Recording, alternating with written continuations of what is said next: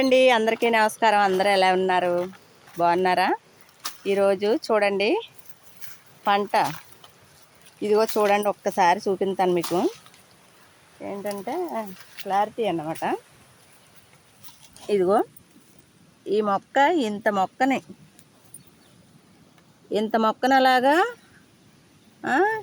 ఇంత మొక్కని ఇగో ఇంతంత మొక్కలు చేసిన తర్వాత వీటికి ఏమైందో ఏమో అర్థం కాదు. ఒకట 60 మొక్కలా ఉంటుంది. ఇగో ఇలాగే ఈ టైపులో వస్తుందన్నమాట మొత్తం అంతానే. ఇలాగా ఫస్ట్ ఇలాగ 2 ఆకులు ఏలాడుతున్నాయి. ఏలాడిన తర్వాత మొత్తం అంతా చెట్టు అంతా ఇగో ఈ విధంగా చచ్చిపోతుంది అన్నమాట. ఏంటంటే పంట చేతికి వచ్చిన తర్వాత పాడైపోతే ఎదుగొచ్చిన కొడుకులు తల్లిదండ్రులకి చూడకుండా వదిలేసి మరి వాళ్ళ మార్గాన్ని వాళ్ళు పోతే ఎంత బాధగా ఉంటుందో. చేతికి వస్తుంది అన్న పంట పాడవుతే కూడా చాలా బాధగా ఉంటుంది అన్నమాట రైతుకి.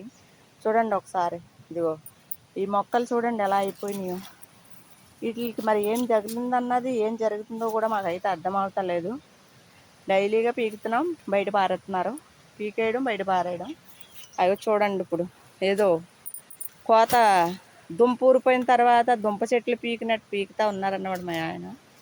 కాకపోతే బాధ అనిపిస్తుంది, ఇంత చెట్లు అయిపోయిన తర్వాత ఇలాగ పాడైపోతే ఏ రైతు కన్నా ఎలా ఉంటుందండి. బోళ్ళు పెట్టుబడి పెట్టాం, గొప్పని పిండని మందని అన్నీ చేసినా కానీ వీటికి మరి ఏమవుతుందో తెలుస్తలేదు. చెట్లు మాత్రం ఇంకెలా చచ్చిపోతున్నాయి. మీకు కనుక ఎవరికన్నా కనుక ఈ మొక్కలకి ఏమన్నా తెగులో లేకపోతే ఏంటో ఏం జరిగిందో, దిష్టో లేకపోతే ఏమన్నా పురుగు పట్టిందో లేకపోతే మొదలకాడ ఏదన్నా తెగులు వచ్చిందో ఏంటో ఏమన్నా తెలిస్తే కనుక వీడియో మామూలుగా లైక్ చేసి షేర్ చేసి కామెంట్స్ బాక్స్లో కామెంట్స్ పెట్టండి.